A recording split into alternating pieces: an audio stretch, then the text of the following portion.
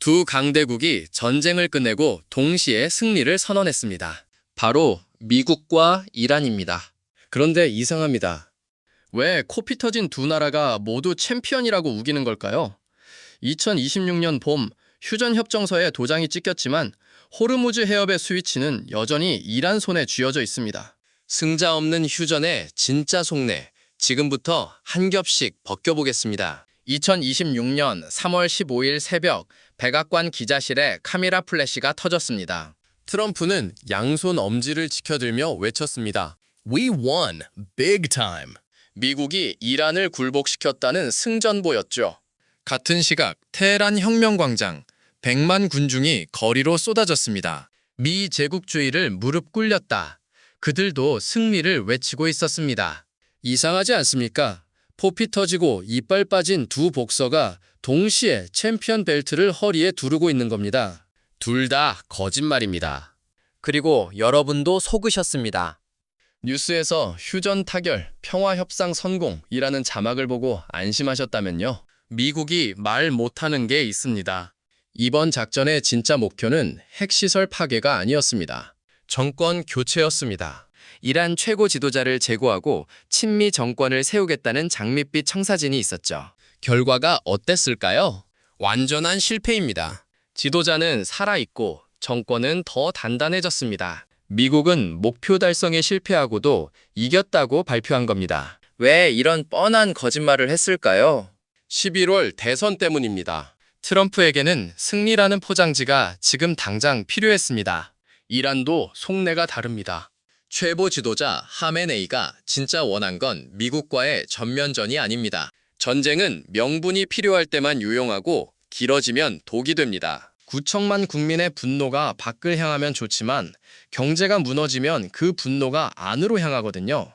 이란 정권에게 미국은 죽여야 할 적이 아니라 살려둬야 할 적입니다. 그래서 적당한 타이밍에 휴전에 응한 겁니다. 승리한 척 포장하면서 이스라엘은 또 다른 계산을 하고 있었습니다. 이란 본토보다 급한 게 있었거든요. 바로 코앞의 헤즈볼라입니다. 휴전으로 숨도를 틈이 생기자마자 이스라엘은 레바논 국경으로 시선을 돌렸습니다. 세 나라 모두 자기 사정 때문에 휴전장에 도장을 찍은 겁니다. 평화를 원해서가 아닙니다. 그래서 이 휴전은 가짜입니다. 진짜 문제는 지금부터 시작입니다. 미국이 숨기고 있는 치명적인 실패, 그 실체를 들여다보겠습니다. 미국은 왜 이 전쟁을 시작했을까요? 표면적 명분은 핵이었습니다. 이란의 우라늄 농축을 저지하겠다는 거였죠. 우라늄 농축은 무거운 쇠바퀴를 돌리는 것과 비슷합니다. 처음 5%까지 올리는데 엄청난 힘이 들지만 일단 탄력이 붙으면 무기급 90%까지는 순식간입니다. 이란은 이미 60%를 넘긴 상태였습니다. 이스라엘은 잠을 못 잤습니다. 텔아비브에서 테헤란까지 거리는 서울에서 베이징 정도입니다. 중거리 미사일이면 닿는 거리에 핵탄두가 장착된다는 건 매일 밤 폭탄을 베고 자는 셈이니까요. 하지만 핵 저지는 포장지였습니다. 미국의 진짜 목표는 이란 정권 자체를 갈아치우는 것이었습니다. 워싱턴의 전략가들은 과거 성공 사례를 떠올렸습니다. 지도부만 제거하면 민중이 환호하며 친미 정권을 세울 것이라는 시나리오요. 그래서 참수작전을 선택했습니다. 이란 혁명수비대 고위 지휘관들을 정밀 타격으로 제거하는 작전이었죠. 머리만 자르면 몸통이 알아서 무너질 거라고 믿었습니다. 2026년 2월, 실제로 미사일이 날아갔습니다. 혁명수비대 핵심 지휘관 여러 명이 제거됐습니다. 워싱턴은 환호했습니다. 그런데 이상한 일이 벌어졌습니다. 이란이 무너지기는커녕 더 단단해진 겁니다. 죽은 지휘관들은 순교자가 됐습니다. 벽화에 얼굴이 그려지고 거리에 이름이 붙었습니다. 분열 조짐을 보이던 내부 파벌들이 순식간에 뭉쳤습니다. 미국이 우리를 공격한다는 외침 앞에서 체제 비판은 사치가 됐습니다. 미국은 뱀의 머리를 잘랐다고 생각했습니다. 그런데 잘린 자리에서 머리가 2개 돋아났습니다. 그리스 신화의 히드라처럼요. 더 강경한 지휘관들이 그 자리를 채웠습니다. 체제에 불만을 품었던 시민들조차 외부 공격 앞에서는 정권 편에 줄을 섰습니다. 참수작전은 이란을 약화시킨 게 아니라 결속시켰습니다.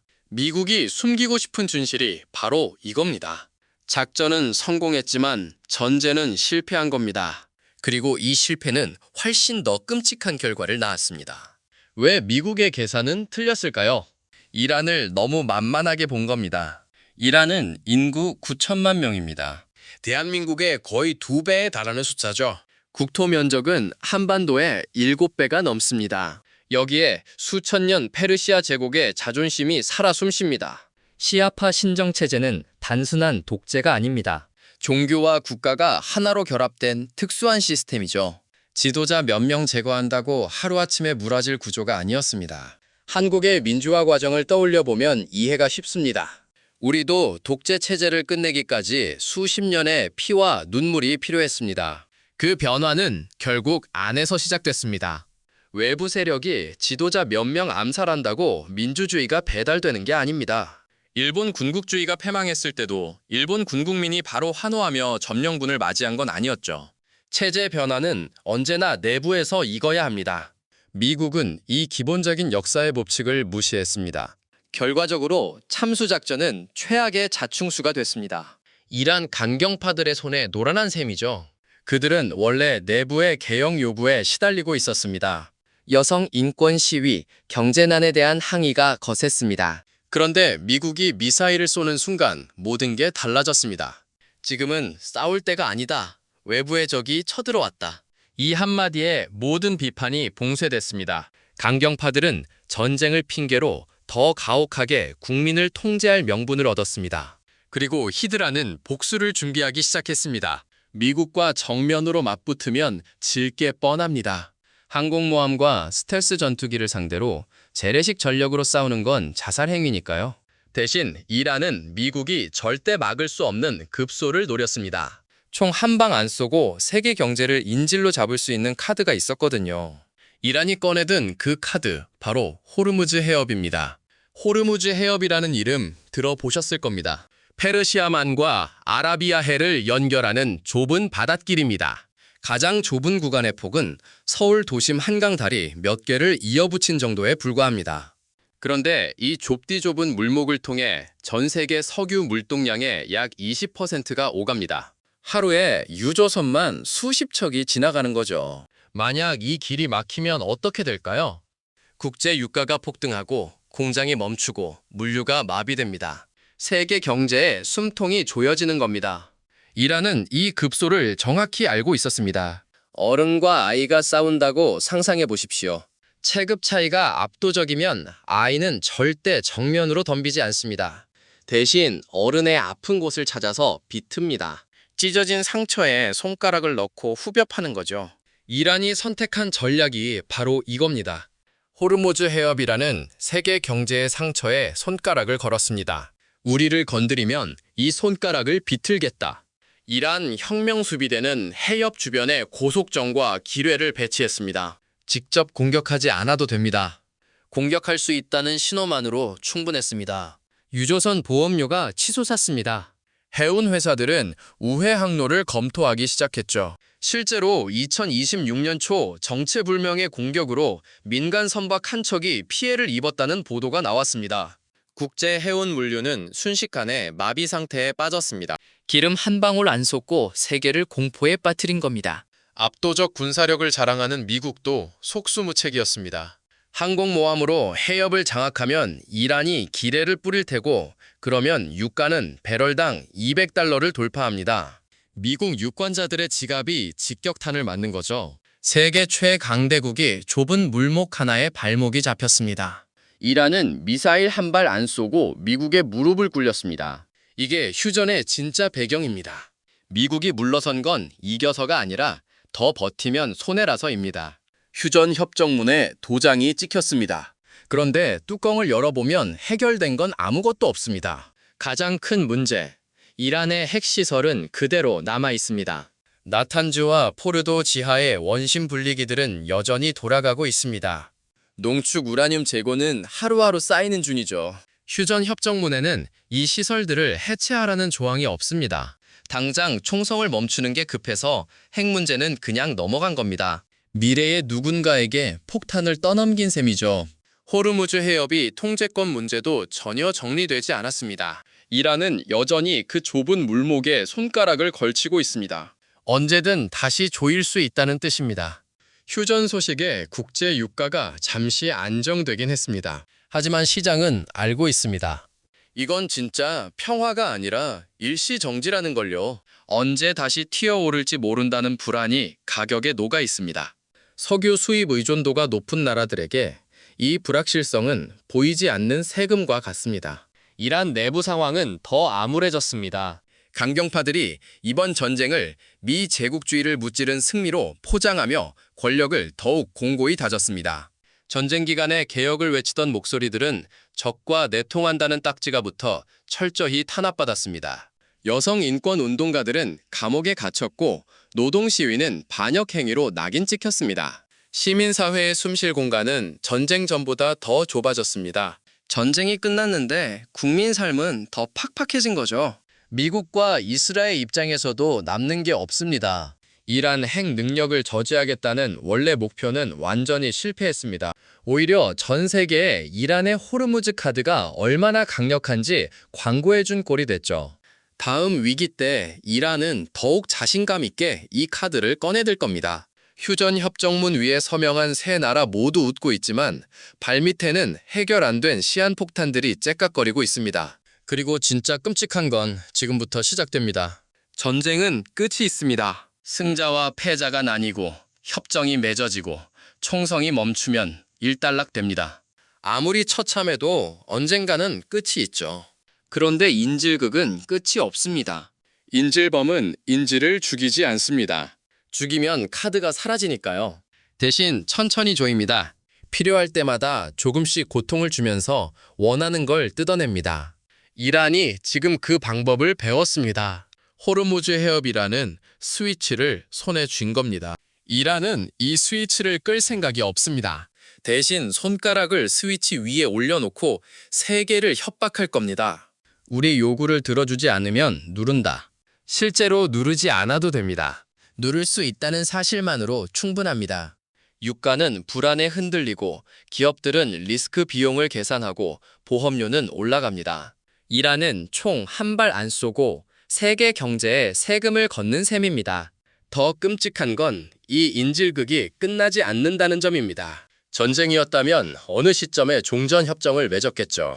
패배하면 무장해제를 당하고 승리하면 점령을 끝내고 떠납니다. 하지만 이건 전쟁이 아닙니다. 이란이 호르무즈 해협에 위치한다는 지리적 사실은 바뀌지 않습니다. 스위치는 영원히 이란 손에 남아 있습니다. 10년 뒤에도 20년 뒤에도 이란은 이 카드를 꺼낼 수 있습니다. 협박은 필요할 때마다 반복될 겁니다. 이란 강경파들에겐 이건 완벽한 시나리오입니다. 전쟁 없이 외부의 적을 유지할 수 있으니까요. 국민들에게는 우리가 미국을 굴복시켰다고 선전하면서 실제로는 언제든 긴장을 고조시킬 수 있습니다. 위기가 필요하면 해협에서 작은 사고를 일으키고 다시 협상 테이블에 앉으면 됩니다. 그 반복 속에서 가장 고통받는 건 이란 국민과 세계 경제입니다. 이것이 전쟁보다 끔찍한 이유입니다. 끝이 없거든요. 지금 상황을 정리해 보겠습니다. 이란은 두 개의 카드를 손에 쥐고 있습니다. 첫 번째는 핵입니다. 원심 분리기는 멈추지 않았습니다. 농축 우라늄은 계속 쌓이고 있습니다. 전문가들은 이란이 마음만 먹으면 수개월 내에 핵무기를 완성할 수 있다고 봅니다. 휴전 협정은 이 문제를 전혀 건드리지 않았습니다. 이란은 핵 개발을 계속할 수 있는 시간을 벌었습니다. 두 번째 카드가 호르무즈입니다. 이건 핵보다 더 즉각적입니다. 핵무기는 실제로 쓰기 어렵습니다. 한 번 쓰면 국제사회의 전면 보복을 감수해야 하니까요. 하지만 해협 봉쇄는 다릅니다. 기뢰 몇 개, 고속정 몇 척만 움직이면 됩니다. 선박 한 척만 공격해도 전 세계 해운 보험료가 폭등합니다. 그리고 이건 전쟁 행위로 규정하기도 애매합니다. 미국이 보복하려 해도 명분이 모호해지는 거죠. 두 카드를 동시에 쥔 이란은 이제 훨씬 강해졌습니다. 휴전 전보다 협상력이 올라간 겁니다. 미국이 다시 압박하면 핵 개발 속도를 높이겠다고 위협할 수 있습니다. 제재를 강화하면 호르무즈를 흔들겠다고 협박할 수 있습니다. 선택지가 두 개니까 상대는 어느 쪽을 막아야 할지 헷갈립니다. 이란은 필요에 따라 카드를 번갈아 꺼내면서 원하는 걸 뜯어낼 겁니다. 세계 경제는 이 스위치에 묶여 있습니다. 석유 수입 의존도가 높은 나라일수록 이란의 협박에 취약합니다. 원유의 70% 이상을 중동에서 들여오는 나라, 천연가스를 전량 수입하는 나라, 수출입 물동량의 대부분이 바닷길에 의존하는 나라, 대한민국입니다. 호르무즈가 막히면 몇 주 안에 산업 전체가 멈출 수 있습니다. 이란이 스위치를 쥐고 있는 한 우리도 인질입니다. 이 불편한 진실을 직시해야 합니다. 휴전 협정서의 잉크가 마르기도 전에 다음 위기의 씨앗은 이미 싹트고 있습니다. 이란 강경파는 권력을 더 강화했습니다. 핵시설은 여전히 가동 중입니다. 호르무즈 해협에는 혁명수비대 깃발이 펄럭입니다. 이스라엘은 북쪽 헤즈볼라를 향해 칼을 갈고 있고 미국은 대선을 앞두고 다음 카드를 저울질하고 있습니다. 이 휴전이 진짜 평화의 시작이라고 믿는 사람은 당사자들 중에도 없을 겁니다. 이번 사태가 남긴 교훈은 명확합니다. 압도적 군사력만으로는 21세기 분쟁을 끝낼 수 없습니다. 항공모함 11척을 가진 나라가 좁은 해협 하나에 무릎을 꿇었습니다. 지정학적 요충지와 자원을 쥔 쪽은 덩치가 작아도 거인의 목을 조를 수 있습니다. 미사일보다 해협이, 폭탄보다 파이프라인이 더 강력한 무기가 되는 시대입니다. 게임의 규칙이 바뀌고 있습니다. 대한민국에게 이건 남의 일이 아닙니다. 우리는 수출과 수입으로 먹고 사는 나라입니다. 에너지의 대부분을 해외에서 들여오고 만든 물건을 배에 실어 세계로 보냅니다. 호르무즈가 막히면 공장이 멈춥니다. 말라카 해협이 막히면 수출길이 끊깁니다. 한반도는 강대국들의 이해관계가 교차하는 지정학적 핵심 지점에 있습니다. 다음 위기는 중동이 아니라 우리 코앞에서 터질 수도 있습니다. 그래서 묻습니다. 우리는 준비되어 있습니까? 에너지 수입선은 충분히 분산되어 있습니까? 전략적 비축량은 위기를 버틸 만큼 충분합니까? 동맹만 믿고 안주하고 있지는 않습니까? 이 질문들에 답하는 건 정부만의 숙제가 아닙니다. 시민 한 사람 한 사람이 관심을 가져야 정책이 바뀝니다. 오늘 중동에서 벌어진 일이 내일 우리의 일상을 뒤흔들 수 있습니다. 이란이 스위치를 누르는 날 가장 먼저 멈추는 건 중동이 아닙니다. 수입에 목숨을 건 나라들입니다. 다음 영상에서 뵙겠습니다.